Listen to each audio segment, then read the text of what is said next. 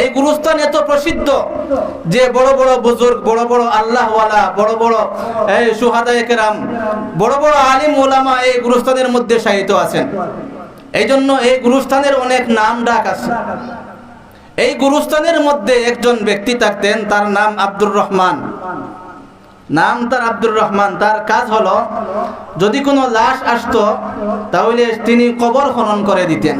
কবর খনন করার দায়িত্ব ছিল তার, কবর খনন করা। এই জন্য তাকে বলা হয় আব্দুর রহমান আল হাফফার রহমতুল্লাহি আলাইহি।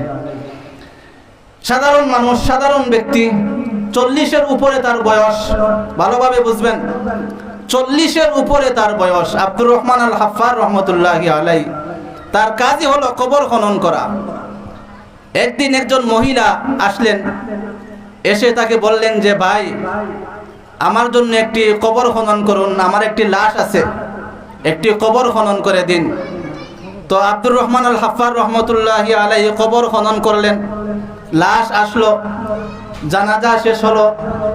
জানাজার মধ্যে তেমন কোনো লোকের সমাগম নাই, তেমন কোনো লোকের সমাগম নাই বিধায় আমরা বুঝতে পারি যে এই লোক সমাজে তেমন পরিচিত নয়, তেমন পরিচিত নয়, তেমন নামি দামি কোনো মানুষ নয়। নামি দামি যদি মানুষ হয় তাহলে তার জানাজার মধ্যে লোকের সমাগম হয়। আর যদি তেমন নাম ডাক তার নাই, সাধারণ কোনো মানুষ হয়, তাহলে জানাজায় তেমন মানুষ হয় না।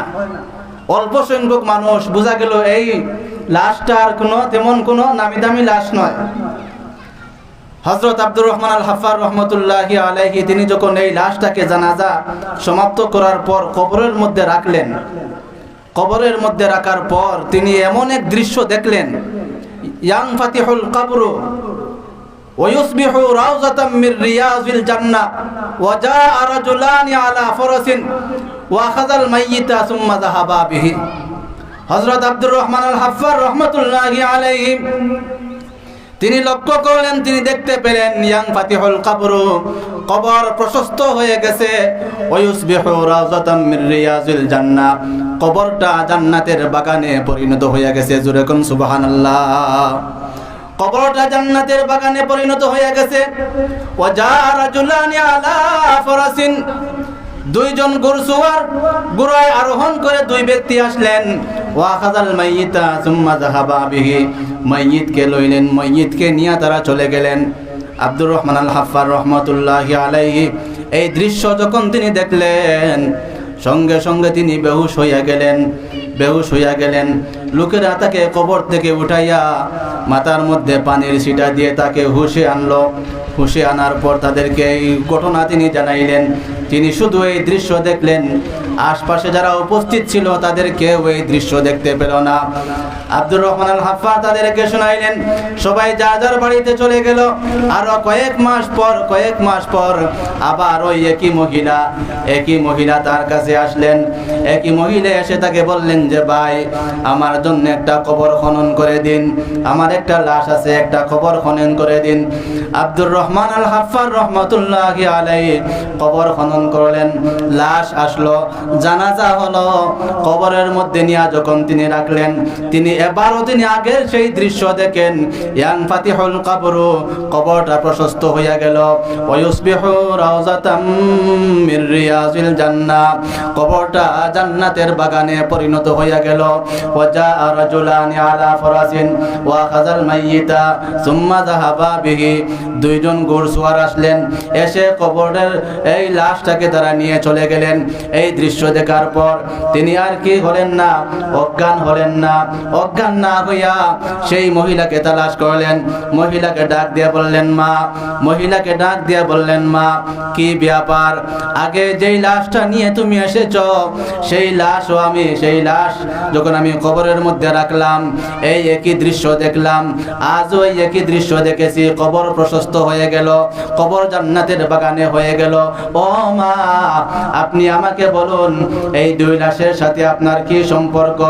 আর এই দুই লাশের এমন কি আমল তাদের আছে যেই আমলের কারণে আল্লাহ পাক রব্বুল আলামিনের কাছে তাদের এত মর্যাদা? কোন আমলের কারণে তাদের এত মর্যাদা আমাকে বলুন। মহিলা ডাক দিয়ে বলেন, ইয়া রাজুল উতরুকনি ফি মুসিবাতি ওয়া মাযা তুরিদু মিন্নি, হে আল্লাহর বান্দা, তুমি আমাকে এইসব বিষয় জিজ্ঞেস করে আর মর্মাহত করো না। আমার মাথার উপর পাহাড় ভেঙে পড়েছে, আমাকে আমার অবস্থায় ছেড়ে দাও।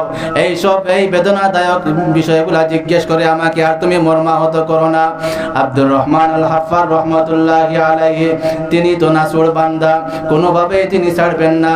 তিনি বললেন, না, আপনাকে বলতেই হবে এই লাশ দুইটার সাথে আপনার কি সম্পর্ক, আর এদের কি আমল আছে যেই আমলের কারণে আল্লাহর কাছে তাদের এত মর্যাদা, আমাকে বলতেই হবে।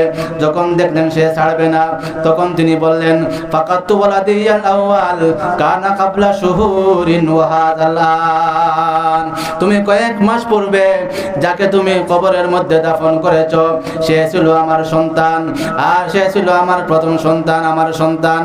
আর আজকে তুমি যাকে দাফন করেছো সেও আমার সন্তান, উভয়জন আমার সন্তান। তো বললেন, তোমার সন্তান যদি হয়ে থাকে তাহলে তো তোমার অবশ্যই জানা আছে এই সন্তানদের আমল কি, আমলটাও আপনি আমাকে বলে দিন। মহিলা ডাক দিয়ে বলে, আম্মাল আউয়ালু কানা তালিবা ইলমিন ইউজালিসুল উলামা ওয়া ইয়াতাআল্লামু মিনহুম, আমার প্রথম সন্তান, যে সন্তানকে কবরের মধ্যে রাখার পর তুমি অজ্ঞান হয়ে গিয়েছিলে সেই সন্তান ছিল তালিবুল ইলম, ইলম অন্বেষণকারী ছাত্র। আম্মাল আউয়ালু কানা তালিবা ইলমিন ওয়া ইউজালিসুল উলামা, এই সন্তানটা উলামায়ে কেরামের মজলিসের মধ্যে গিয়া বসতো, উলামায়ে মজলিসের মধ্যে বসে তাদের কাছ থেকে ইলম শিক্ষা করত। সে ছিল একজন তালিবুল ইলম, দ্বীনি ইলম অন্বেষণকারী ছাত্র। ওয়াসানি কানা ইয়ামুলু নাজ্জারা, ওয়াসানি কানা ইয়ামুলু নাজ্জারা, আর আজকে যেই ব্যক্তিকে তুমি, যেই লাশকে তুমি দাফন করেছো, এই 2 নম্বর লাশটি হলো সেও আমার ছেলে। সে ছিল একজন কাঠমিস্ত্রি। এই কাঠমিস্ত্রির কাজ করে করে তার তালিবুল ইলম ভাইয়ের খরচ সে বহন করত। এই তালিবুল ইলম ভাইয়ের খরচ, এই কাঠমিস্ত্রি যা উপার্জন করত তা দিয়ে তার তালিবুল ইলম ভাইয়ের খরচ বহন করত। এই ছিল আমার 2 সন্তান, এই ছিল তাদের আমল। আব্দুর রহমান আল হাফফার রহমাতুল্লাহি আলাইহি বুঝতে পারলেন যে এই আমলের কারণে আল্লাহ পাক রব্বুল আলামিনের কাছে তাদের এত মর্যাদা। একজন ভাই, এক ভাই তালিবুল ইলম, আর আরেক ভাই এই তালিবুল ইলমকে সাহায্যকারী, তাহলে উভয়জনের মর্যাদা কি পরিমাণ চিন্তা করে দেখুন। হযরত আব্দুর রহমান আল হাফফার রহমাতুল্লাহি আলাইহি তার মত তিনি পাল্টাইয়া নিলেন।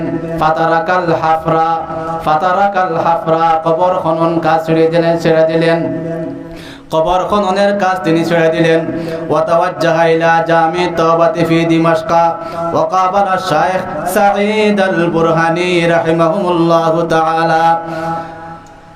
হযরত আব্দুর রহমান আল হাফফার রহমাতুল্লাহি আলাইহি দামেস্কের সবচেয়ে বড় মসজিদ জামে তওবায় শাইখ সাঈদ আল বুরহানি রহমাতুল্লাহি আলাইহির সামনে গিয়ে উপস্থিত। فقال له أريد أن نطلب العلم। শাইখ আল বুরহানি সাঈদ আল বুরহানিকে গিয়ে ডাক দিয়ে বলেন, হে আমার শাইখ, হে সাঈদ আল বুরহানি, আমি এসেছি ইলম তলব করার জন্য, ইলম হাসিল করার জন্য আমি এসেছি। فقال الشيخ مستغربا تأتي الآن وأنت في هذا العمر المتقدم। শায়েখ তো তার জবান থেকে এই কথা শোনার পর হতভম্ব হয়ে গেলেন, আর বললেন যে জীবনের পড়ন্ত বয়সে এই বয়সে তুমি ইলম তলব করবে, ইলম হাসিল করবে। কারণ আব্দুর রহমান আল হাফফারের বয়স কত? 40-এর উপর বয়স। সাঈদ আল বুরহানি ডাক দিয়ে বলেন, এই 40-এর উপর বয়স, জীবনের পড়ন্ত বয়স, এই পড়ন্ত বয়সে তুমি ইলম তলব করার জন্য আসছো, ইলম হাসিল করবে, কি ব্যাপার? তিনি হতভম্ব হইয়া গেলেন। তো আব্দুর রহমান আল হাফফার রহমাতুল্লাহি আলাইহি এই 2 ভাইয়ের ঘটনা তিনি শাইখকে শুনাইয়া দিলেন যে এই ঘটনা, এই তাদের কবরের এই দৃশ্য, এই ঘটনা যখন শুনিয়া দেওয়ার পর শাইখ তাকে গ্রহণ করলেন, ইলম তলব করা শুরু করলেন। এই বুড়ো বয়সে ইলম তলব করা শুরু করলেন। ইলম তলব করতে করতে এমন পর্যায়ে পৌঁছে গেলেন, সেই যুগে দামেস্ক শহরের মধ্যে যে কয়েকজন বড় আলিম ছিলেন তাদের মধ্য থেকে শাইখ আব্দুর রহমান আল হাফফার রহমাতুল্লাহি আলাইহি একজন। জোরে কোন সুবহানাল্লাহ। তাহলে জীবনের পরন্ত বয়সে শেষ বয়সেও ইলম তলব করা যায় যদি ইচ্ছা থাকে, যদি ইচ্ছা থাকে। ইলম শিক্ষা করার, দ্বীনি ইলম শিক্ষার কোনো বয়স আছে? কোনো বয়স নাই। জীবনের পরন্ত বয়সেও ইলম শিক্ষা করা যায়। এই জন্য এই ঘটনার মাধ্যমে আমরা কি বুঝতে পারলাম যে ইলম তলবকারী ছাত্র তার তো মর্যাদা আছেই, আল্লাহর কাছে তো তার মর্যাদা আছে। আর তাকে এই ইলম তলবকারী ছাত্রকে যারা সাহায্য করবে বই পুস্তক দিয়ে, কিতাবাদি দিয়ে, লেখাপড়ার সমস্ত খরচাদি দিয়ে, মাথা গুজার জায়গা দিয়ে, ঘর বানিয়ে দিয়ে যারা সহযোগিতা, সাহায্য সহযোগিতা করবে তাদের মর্যাদাও আল্লাহ পাক রব্বুল আলামিন তালিবুল ইলমের মতো বাড়াইয়া দিবেন। জোরে কোন সুবহানাল্লাহ। বাস্তব ঘটনা। আপনারা